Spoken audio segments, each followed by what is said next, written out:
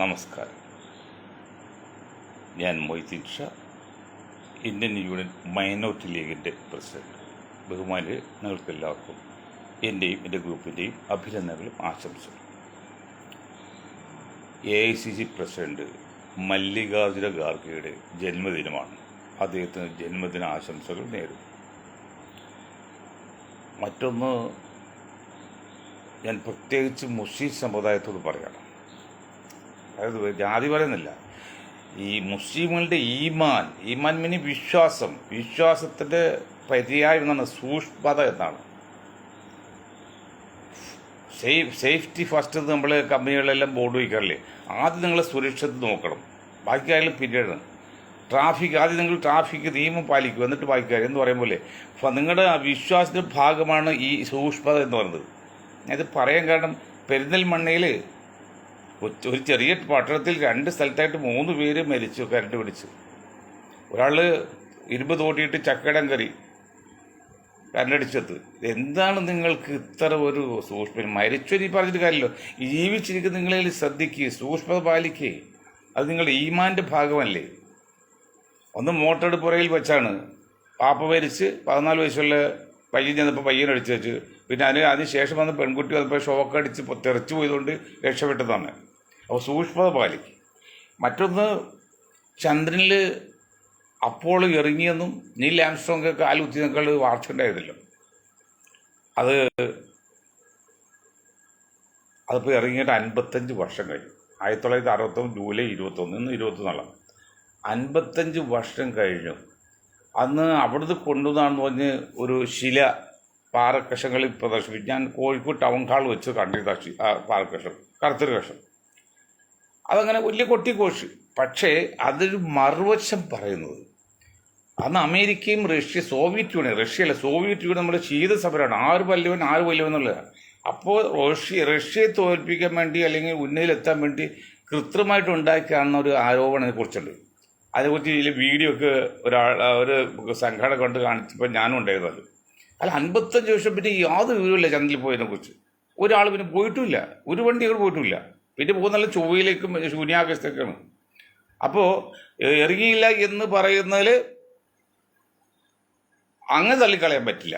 ഏതായാലും അത് ജനങ്ങൾ തീരുമാനിക്കട്ടെ. മറ്റൊന്ന്, നമ്മുടെ ആസിഫ് അലിയുടെ കാര്യത്തിൽപ്പെട്ട അദ്ദേഹത്തെക്കുറിച്ച് മുൻ IG ആയിരുന്ന ലക്ഷ്മൺ സാറിൻ്റെ മകള് സംഗീത ലക്ഷ്മണ, അവർ പല കാര്യത്തിലും ന്യായമായിട്ടും അന്യായമായിട്ടൊക്കെ ഇടപെടുന്ന ഒരു ആരോപണമൊക്കെ ഉണ്ട്. പോട്ടെ, അവർ പറഞ്ഞൊരു പോയിന്റ് ഉണ്ട്. ആ ഒരു പോയിന്റാണ് ഞങ്ങൾ ദിവസങ്ങൾക്ക് മുമ്പ് ഞങ്ങളുടെ ഗ്രൂപ്പ് പറഞ്ഞു. എന്താണ്? വിരണ്ട് ഓടിയ ആനയെ വെടിവെച്ച് കൊന്ന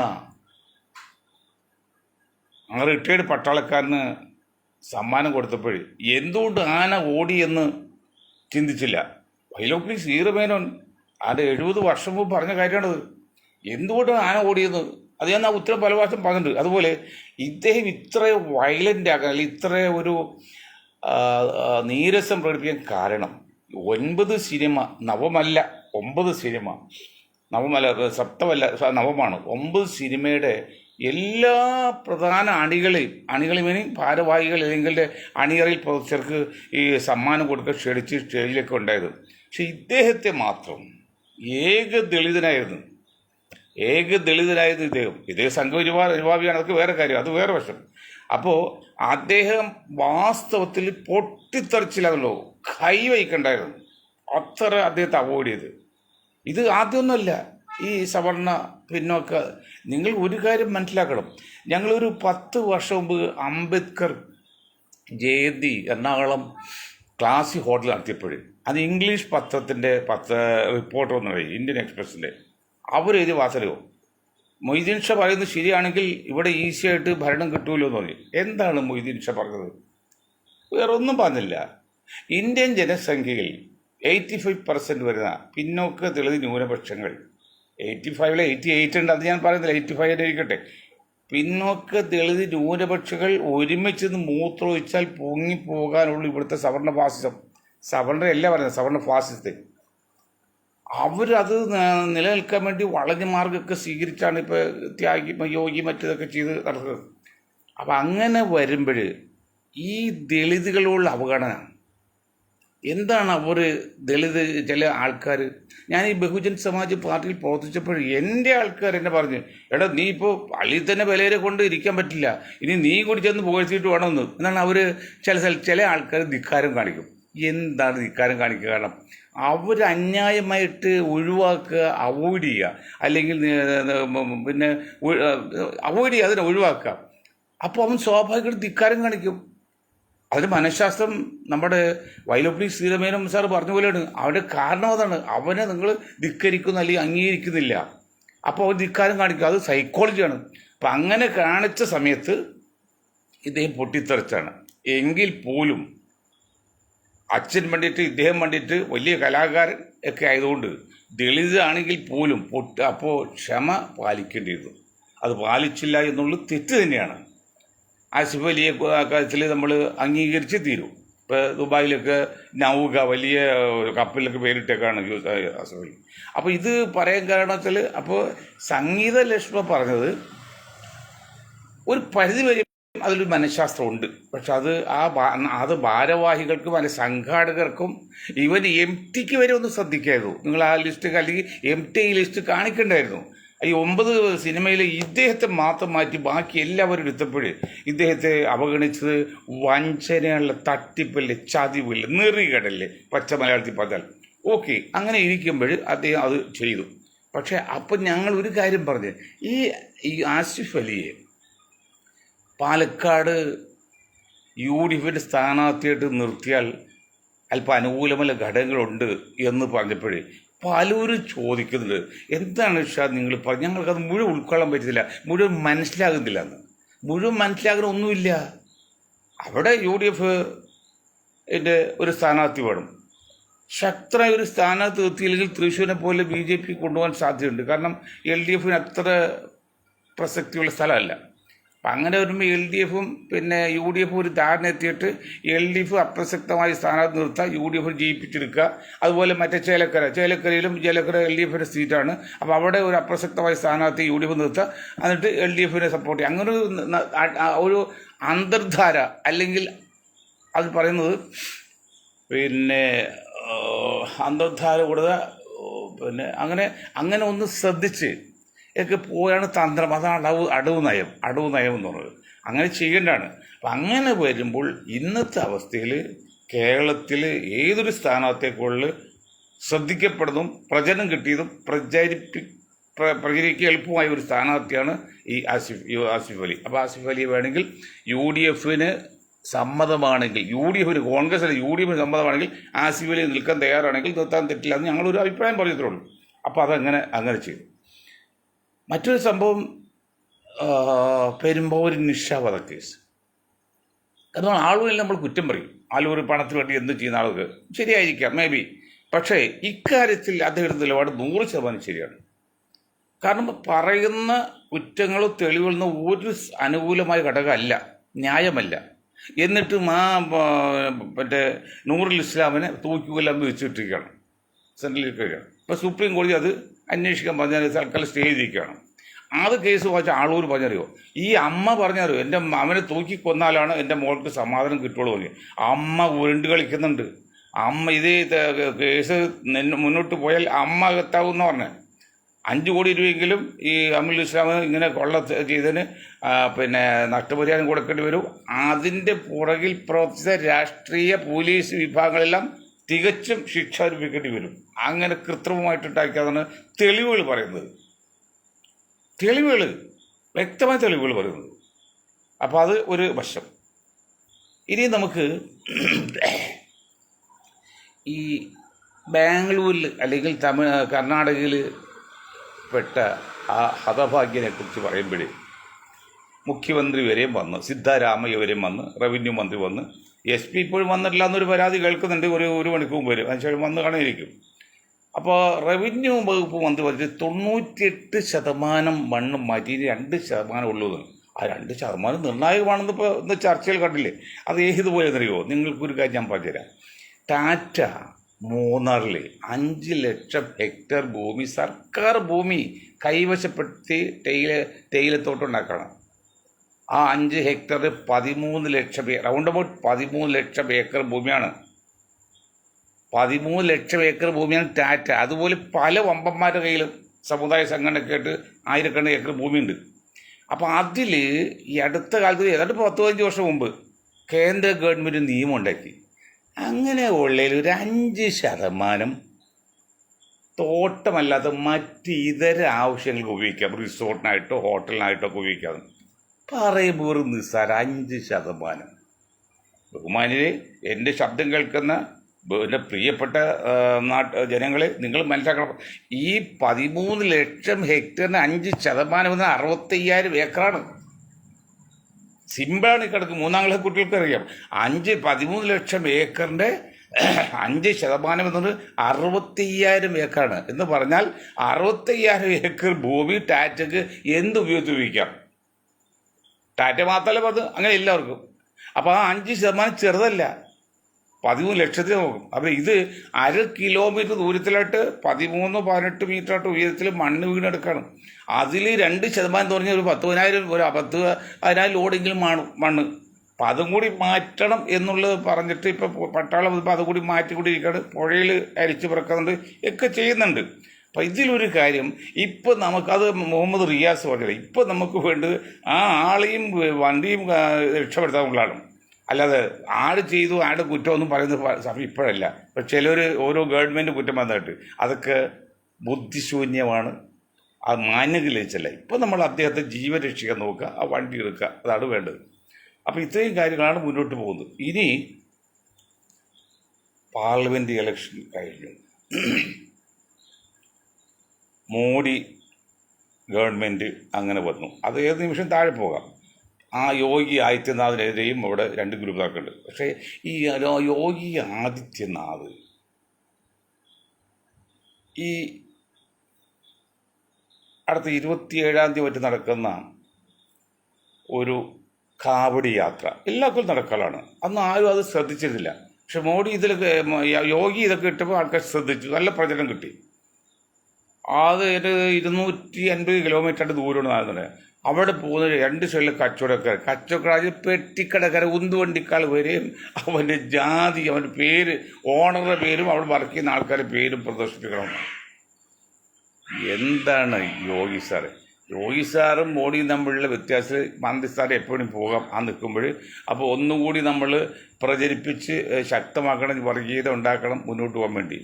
ഇതൊന്നും നാടിന് നല്ലതല്ല. ഇതൊക്കെ ഹിറ്റ്ലർ ചെയ്തതിൻ്റെ ഒരു ബാക്കി പത്രം എന്ന് പറയാൻ പറ്റുള്ളൂ. ആ ഹിറ്റ്ലർ ഉണ്ടാക്കിയിട്ട് ഹിറ്റ്ലർ ആ സാമ്രാജ്യം ഉണ്ടായോ? പോയില്ലേ? അപ്പം നിങ്ങൾ ഇങ്ങനെയൊക്കെ വളഞ്ഞ ബുദ്ധി, വക്രബുദ്ധി ഉപയോഗിച്ച് പാർട്ടി ഉണ്ടാക്കാനും ജനങ്ങൾ തമ്മിൽ നോക്കല്ലേ. അത് നിങ്ങൾക്ക് നാട് നല്ലല്ല. വന്ന് ഇവിടെ നിങ്ങൾ ഈ ഹിന്ദു രാഷ്ട്രം ഉണ്ടാക്കാൻ നോക്കി ഇപ്പം എന്ത് പറ്റുമെന്ന് പറയും. ആ ബംഗ്ലാദേശിന് ചില കർഷകർ ഉൾപ്പെടുത്തി ഇന്ത്യയുടെ ചില ഭാഗങ്ങൾ ചേർത്ത് ഒരു വിദേശ രാജ്യം എന്ന് പറഞ്ഞാൽ അമേരിക്ക എന്നാണ് ഇപ്പോൾ പറയുന്നത്. വിദേശ രാജ്യം ഒരു ക്രിസ്ത്യൻ രാഷ്ട്രം ഉണ്ടാക്കാൻ പോകണം. 6 ചെറിയ സംസ്ഥാനങ്ങളുണ്ടല്ലോ വടക്കേരിയിൽ, അവർക്കൊന്നും ഇന്ത്യ ഗവൺമെൻറ് യാതൊരു ബന്ധമല്ല. ആ 7 സംസ്ഥാനം, അത് സപ്ത സുന്ദരികൾ എന്ന് പറയും. കൊച്ചു രാജ്യം എറണാകുളം ജില്ലയുടെ അടുത്തേക്കുള്ള ഓരോ നാഗാലാൻഡൊക്കെ. എങ്കിൽ ആ 7 ഇന്ത്യ ഗവൺമെൻറ് യാതൊരു ബന്ധമില്ല. പണ്ടുപോലെ അത് അവർക്ക് പ്രത്യേക ഭരണം പോക്കിയാണ്, അവർ പ്രത്യേക ഭരണഘടനയൊക്കെ നടത്തുന്നത്. അതെല്ലാം ചേർത്തിട്ട് അമേരിക്കയുടെ ശ്രമമായിട്ട് ബംഗ്ലാദേശ് കുഴപ്പമുണ്ടാക്കി.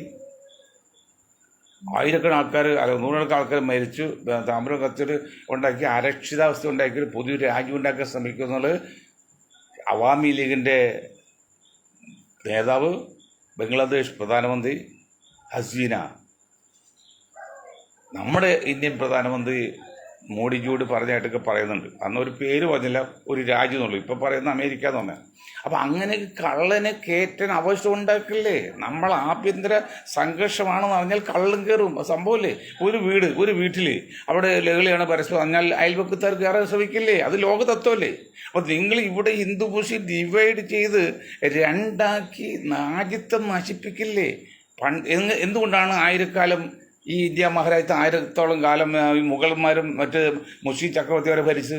നമ്മുടെ കഴിവേടല്ലേ. നമ്മളിവിടെ ചിഹ്നഭിന്ന ഇന്നുകൊണ്ടല്ലേ അവർ കയറുമോ? നമ്മൾ ഒരേ സ്ഥലത്തിൽ നിൽക്കടി കയറുമോ? കയറൂല. പക്ഷെ കയറ്റിയെന്നാൽ നമ്മുടെ ആ ഭിന്നിപ്പാണ്. അതുപോലെ ഭിന്നിപ്പിച്ച് വിദേശ ശക്തികൾ കേരളം ആവശ്യം ഉണ്ടാക്കരുത്. മോഡിയോടൊക്കെ പറയാനുള്ളതാണ്, നിങ്ങൾ കുറച്ചുകൂടി മനുഷ്യത്വം, കുറച്ച് പ്രായോഗികം ചിന്തിക്കുക. നിങ്ങൾ മുസ്ലിം ഏതിരിപ്പുണ്ടാക്കി പ്രശ്നം ഉണ്ടാക്കില്ലേ, അത് നമുക്ക് നാട് നല്ലതല്ല. ഞങ്ങളെന്ന് പറഞ്ഞല്ലോ, മുസ്ലിം എന്ന് പറഞ്ഞാൽ തന്നെ അതിഥികളില്ലേ. അങ്ങനെയാണെങ്കിൽ അതിഥികളെ സംരക്ഷിക്കേണ്ട ബാധ്യത ആർക്കുണ്ട്? നമ്മുടെ ആതിഥേയർക്കല്ലേ. ഇവിടെ ആതിഥേയർ ഹിന്ദു സമുദായവും അതിഥികൾ ന്യൂനപക്ഷങ്ങളാണ്. ന്യൂനപക്ഷങ്ങൾ മുസ്ലിം ക്രിസ്ത്യാനി മെയിനായിട്ട്, ബാക്കിയൊക്കെ ജില്ലകളിലല്ലോ.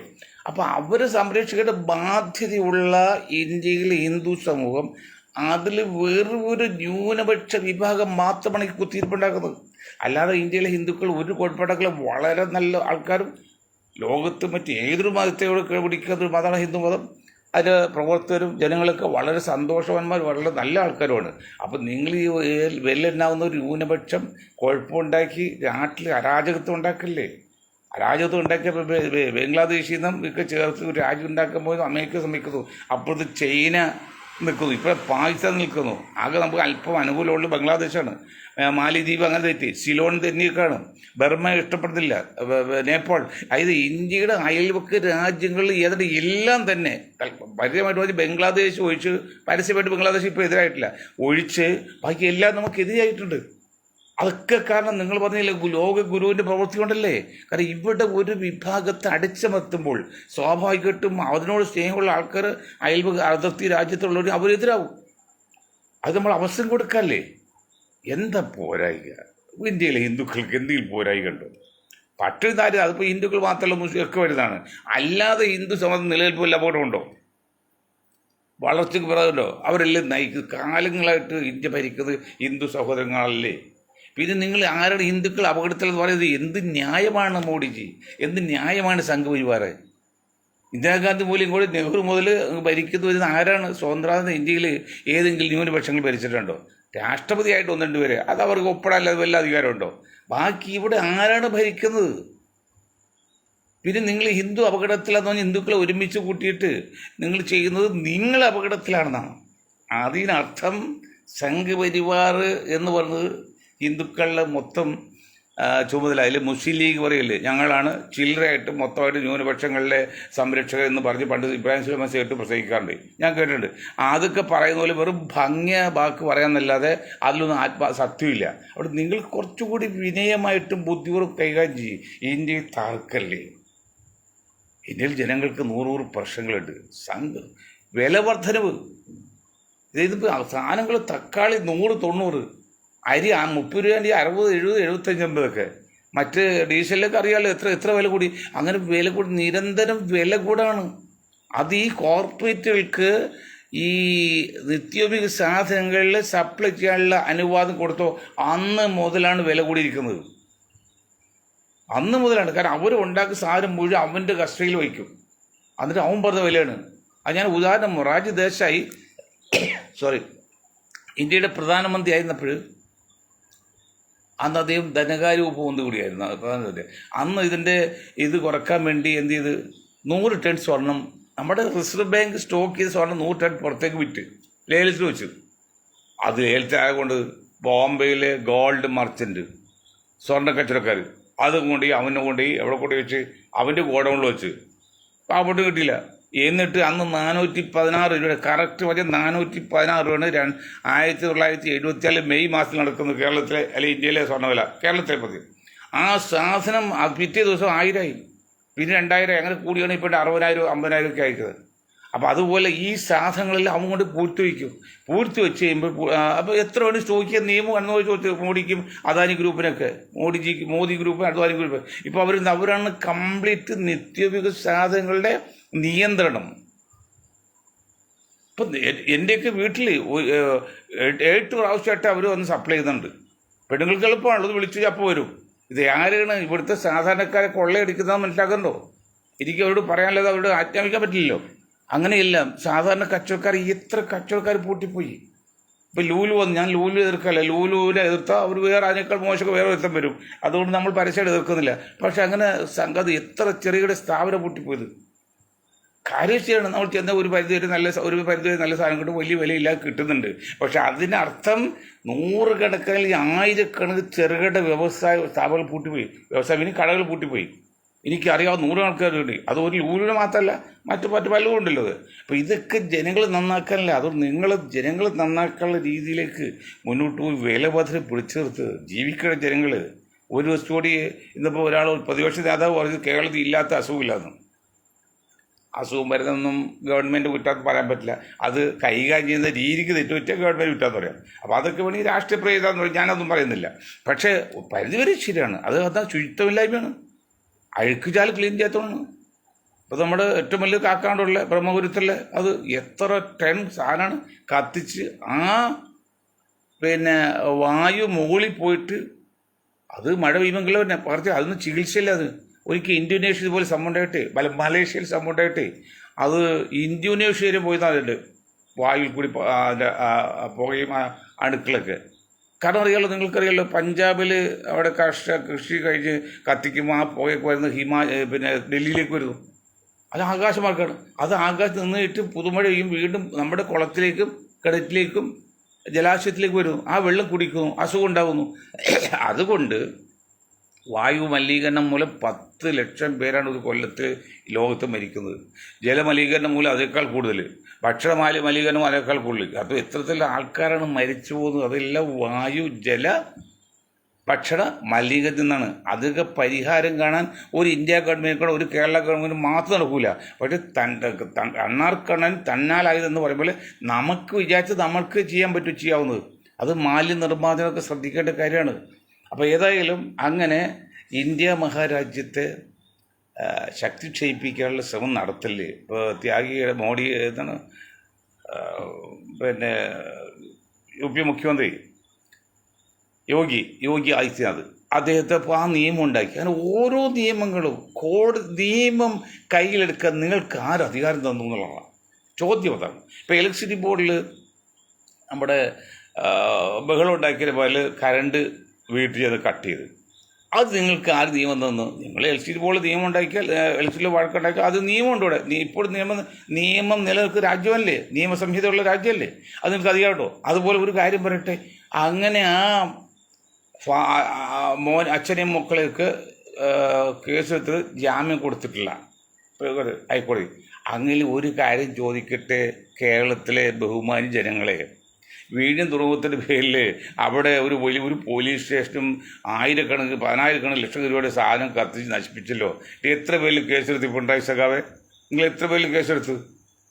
പിണറായി സഖാവ് വേണം, നിങ്ങൾ ആഭ്യന്തരം കൈകാണ്. എത്ര പേരിൽ വീഴ്ച തുറമുഖത്തിൻ്റെ പേരിൽ അവിടെ സഭയുടെ ആൾക്കാരെ കൂടി ചേർന്ന് അവിടെ പോലീസ് സ്റ്റേഷൻ പരസ്യമായിട്ട് കത്തിച്ചിട്ട് എത്ര പേർ നിങ്ങൾ കേസെടുത്ത്? ഇവിടെ ഇലക്ട്രിസിറ്റി ബോർഡിൽ ഒരു കയ്യേറ്റം ചെയ്തപ്പോൾ അവർക്ക് ജാമ്യം കൊടുക്കാൻ പോലും കോടി പോലും സമ്മതിക്കില്ലല്ലോ. അപ്പോൾ ഇതിൻ്റെയൊക്കെ അർത്ഥം അരക്ഷിതാവസ്ഥ ഉണ്ടാക്കുക. നിയമം കയ്യിലെടുത്താൽ അവിടെ അരക്ഷിതാവസ്ഥ ഉണ്ടാവും, സമാധാനം ഉണ്ടാവില്ല. സമാധാനം ഉണ്ടായില്ലേ എന്ത് സംഭവിച്ചു? രാജ്യത്തെ വളർച്ച മുരടിക്കും. ഞാൻ ഒരു കാര്യം പറയാം, ഒരു വ്യക്തി എന്നതിൽ, ഒരു കുടുംബം എന്നതിൽ ഞാനൊരു പോലീസ് കീഴിൽ ഇടപെട്ടാൽ ചുരുങ്ങിയത് 10 വർഷം വളർച്ച തരുന്നുള്ളതാണ് ഫിലോസഫി പറഞ്ഞത്. നമ്മൾ കോടതി കയറി, പോലീസ് സ്റ്റേഷൻ കയറി, നമ്മുടെ വളർച്ചയുടെ 10 വർഷം പോകാണ്. അതിൻ്റെ പുറകെ ചിന്തിക്കാൻ സമയമുള്ളൂ. ഒരു കാരണവശാലും ഞാൻ എൻ്റെ തലമുറയോട് പറഞ്ഞത്, നിങ്ങൾ പരമാവധി കോടതി കയറിയത്, പരമാവധി പോലീസ് സ്റ്റേഷൻ കയറിയത്. പക്ഷേ രക്ഷയില്ലാവുന്ന പിന്നെ അവസാനം ആശ്രയിക്കുന്നാലും പോകേണ്ടി വരും. അത് വയ്ക്കുമോ? കാരണം അതൊന്നും നമ്മൾ നന്നാക്കാനല്ല, കോടതിയെ കുറ്റമറ്റുകാരല്ല. അവർക്ക് ഒരു പരിധിക്കുള്ളിൽ ചെയ്യാൻ പറ്റുമോ? അതിൽ ഒരാളെ ശിക്ഷിക്കാൻ, 2 പേരെ ശിക്ഷിക്കാൻ പറ്റില്ലല്ലോ. അതുകൊണ്ട് ഇപ്പോൾ മുഴുവൻ നീതിയായി എന്ന് പറയാൻ പറ്റില്ല. മനുഷ്യനല്ലേ, ദൈവമൊന്നുമില്ലല്ലോ. അപ്പോൾ അതുകൊണ്ട് കോടതി കുറ്റപ്പെടുത്തല്ല, പരമാവധി നിങ്ങൾ കോടതി കയറാൻ നോക്കരുത്, പരമാവധി പോലീസ് എടുക്കരുത്, പിന്നെ പരമാവധി മധ്യസ്ഥന്മാരെ ഉപയോഗിക്കരുത്. എന്താ കാര്യം? ഏതൊരു മധ്യസ്ഥ വന്നാലും, അത് രാജ്യമായാലും വ്യക്തിയായാലും പ്രസ്ഥാനമായാലും സംഘടനയായാലും, അവൻ ആത്മാർത്ഥമൊന്നുമില്ല നിങ്ങൾ നന്നാക്കാൻ. അപ്പം നിങ്ങൾക്ക് ഒരു കോല് വെച്ചിട്ട് പോകും, നാളെ നിങ്ങളെ കിട്ടാൻ വേണ്ടി. ഒരിക്കലും തീരില്ല. പോലീസ് ഒരു പക്ഷെ സ്ഥിരമായിട്ട് പരിഹരിക്കില്ല. തൽക്കാലം ആശ്വാസം, ഇനി കോടതി പോലും തൽക്കാലം ആശ്വാസം. അത് നിങ്ങളാരും കോടതി കയറരുത്, കഴിയുന്നതും പോലീസ് സ്റ്റേഷൻ കയറരുത്, മധ്യസ്ഥക്കും പോരുത്. ഇതൊരു ഫിലോസഫി പറഞ്ഞത്, മനഃശാസ്ത്രം പറഞ്ഞത്, ശാസ്ത്രീയ ബന്ധമുള്ളത്. എന്താ വെച്ചാൽ ഈ വരുന്ന മധ്യസ്ഥന്മാർക്കൊന്നും അവരുടെ ഹിസ്റ്ററി അല്ലെങ്കിൽ മനഃശാസ്ത്രം നോക്കുകയാണെങ്കിൽ നിങ്ങൾ നന്നാക്കുന്ന ആഗ്രഹമില്ല. അപ്പോൾ അത് തന്നെയല്ല, പിന്നെ വേറൊരു അപകടമുള്ളത് ജനാധിപത്യത്തിൻ്റെ ഏറ്റവും വലിയ പോരായ്ക എന്നറിയുമോ? രണ്ട് പോരായ്ക. ഒന്ന്, വോട്ട് ചെയ്ത് മാത്രം നമുക്ക് അവകാശം, തിരിച്ചു വിളിക്കാൻ ഇതിന് അവകാശം ഉണ്ടാക്കില്ല. അപ്പോൾ ഞങ്ങൾ വോയിസ് ഓഫ് ജസ്റ്റിസ് 5 വർഷം മുമ്പ് പറഞ്ഞത് തിരിച്ചു വിളിക്കാൻ അവകാശം ഉണ്ടാകുന്നുള്ള, അതിന് പകരം നോട്ട് ഏർപ്പെടുന്നത്. മറ്റൊന്ന്, 10,000 പേര് വാർഡിലുണ്ട്. പച്ച മലയാളം. ഇപ്പം ഞാൻ ഇംഗ്ലീഷോ ഹിന്ദിയോ ഒന്നുമില്ല, പച്ച മലയാളമാണ്, ആർക്കും മനസ്സിലാത്ത ഭാഷയാണ്. കാരണം ബേസിക്കലി ഞാൻ അധ്യാപകനായതുകൊണ്ട് 10,000 അല്ലെങ്കിൽ 1000 വോട്ടർമാരുടെ ഒരു വാർഡിൽ 3 പേര് വോട്ട് ചെയ്തോളൂ. 2 വോട്ട് കിട്ടിയ ആൾ ജയിക്കുകയാണ്, അവിടെ ഭരിക്കുകയാണ്. അങ്ങനെ സാധാരണ ഇല്ല. ഒരു 50% ഒരു ഇതുണ്ട്. അങ്ങനെ വന്നാൽ പോലും ആകെ 3 വോട്ട് ചെയ്തോളൂ ജയിക്കുക, 2 വോട്ട് ചെയ്യുക. അത് വാസ്തവം പറഞ്ഞാൽ ജനാധിപത്യം ഏറ്റവും വലിയ പോരായികയല്ലേ? അതുകൊണ്ടാണ് ഞങ്ങൾ അന്ന് പറഞ്ഞത്, ആകെ വോട്ടർമാരിൽ ഒരു 80% വോട്ട് ചെയ്തിരിക്കണം. നിങ്ങൾ കേട്ട് മനസ്സിലാക്കിക്കോ. ആ 80% വോട്ട് ചെയ്യുന്നതിൽ 51% വോട്ട് കിട്ടിയാൽ മാത്രമേ ജയിച്ചായി പ്രഖ്യാപിക്കൂ. അപ്പോൾ ഒരു ഇതും വേണ്ട, 2 സ്ഥാനാർത്ഥി മാത്രമേ ഉണ്ടാവുള്ളൂ, വേറെ ആരും വരില്ല. കാശ് കളി തോൽക്ക് ഉറപ്പും തോൽക്കുമോ? അപ്പോൾ 2 സ്ഥാനാർത്ഥി മാത്രം വരുള്ളൂ. അപ്പോൾ എന്ത് ചെയ്യണം? ആകെ വോട്ടർമാരിൽ 80% വോട്ട് ചെയ്തിരിക്കണം. ന്യായമായ കാരണമില്ലാതെ വോട്ട് ചെയ്യുന്നവർക്ക് ചെറിയ ഫൈൻ ഏർപ്പെടുത്താം, അല്ലെങ്കിൽ ഒന്നുമില്ലാവില്ല. അത് 55% വോട്ട് കിട്ടിയാൽ മാത്രമേ ജയിച്ചായി പ്രഖ്യാപിക്കൂ. അപ്പോൾ 2 സ്ഥാനാർത്ഥികൾ മാത്രമേ ഉണ്ടാവുള്ളൂ. എത്ര പാർട്ടി ഉണ്ടായാലും എത്ര മുന്നണി ഉണ്ടായാലും. മറ്റൊരു കാര്യം, ഈ സ്ഥാനാർത്ഥികളുടെ ചെലവ് സർക്കാർ വഹിക്കണം. ഇന്നിപ്പോൾ പാർലമെൻറ്റ് സ്ഥാനാർത്ഥിക്ക് സർക്കാർ വെച്ച് 1 കോടി രൂപ താഴെയാണ്, അതിന് പകരം 10 കോടി മുടക്കണം. അതല്ല, ബിറ്റ് നോട്ടീസ് അല്ലെങ്കിൽ ചെറിയ പ്രചാരണത്തിന് വേണ്ടി 1 ലക്ഷം പോലും അല്ല. ഒരു അസംബ്ലി സീറ്റിൽ 1 ലക്ഷം, പിന്നെ ഒരു പാർലമെൻറ്റ് സീറ്റിൽ 7 മണി 7 ലക്ഷം അല്ലെങ്കിൽ 10 ലക്ഷം, അത് സർക്കാർ വഹിക്കണം. നമ്മളാകെ 20 പേരല്ലേ ഉള്ളൂ. എത്ര രൂപ അത് ചെയ്താൽ നോട്ടീസ് പ്രിന്റ് ചെയ്ത് കൊടുക്കുക, അത് അത്യാവശ്യ കാലം ചെയ്യുക. പിന്നെ നിങ്ങൾ സ്ക്വാഡ് പ്രവർത്തനം, നിങ്ങൾ വീടുകൾ തോറും കയറി ഇറക്കി പ്രചരിപ്പിച്ചോ, ആ നോട്ടീസും കൊടുത്തോ. വലിയ ഫ്ലെക്സ് ഒന്നും വേണ്ട. ഈ അമേരിക്കയിലൊക്കെ ഇപ്പോൾ മറ്റു ബ്രിട്ടനിലൊക്കെ ഇപ്പോൾ അങ്ങനെയെന്ന് പറഞ്ഞാൽ വലിയ പ്രചരണമൊന്നുമില്ല. നമ്മൾ ചെന്നാൽ ഇലക്ഷൻ തോന്നില്ല.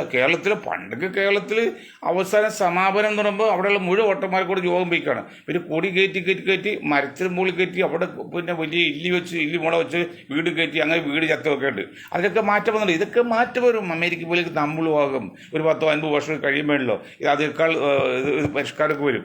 അപ്പോൾ അതുകൊണ്ട് പ്രചരണം ആവശ്യം മാത്രം ചെയ്യാവുള്ളൂ. അത് സർക്കാർ ചെലവാണ്. അപ്പം മത്സരം ഉണ്ടാവില്ല. അത് അംഗീകൃത പാർട്ടികൾക്ക് എല്ലാവർക്കും അല്ല. പക്ഷേ വേറെ കാര്യമുള്ളത്, ഈ 2 സ്ഥാനാർത്ഥി വരുള്ളൂ. അപ്പോൾ പിന്നെ സർക്കാർ ഒരു ചെലവില്ല, നിസ്സാര കാശ് ചെലവുള്ളൂ. ഇതൊരു വിശദമായി സംസാരിപ്പിക്കേണ്ടി ചെയ്യും. ഇപ്പം നിങ്ങൾക്ക് മനസ്സിലാക്കാമെന്ന് വിചാരിക്കും. ഞാൻ എൻ്റെ വാക്കുകൾ നിർത്താണ്. നിങ്ങൾക്ക് 1000 നന്ദി. ജയ് ഹിന്ദ്.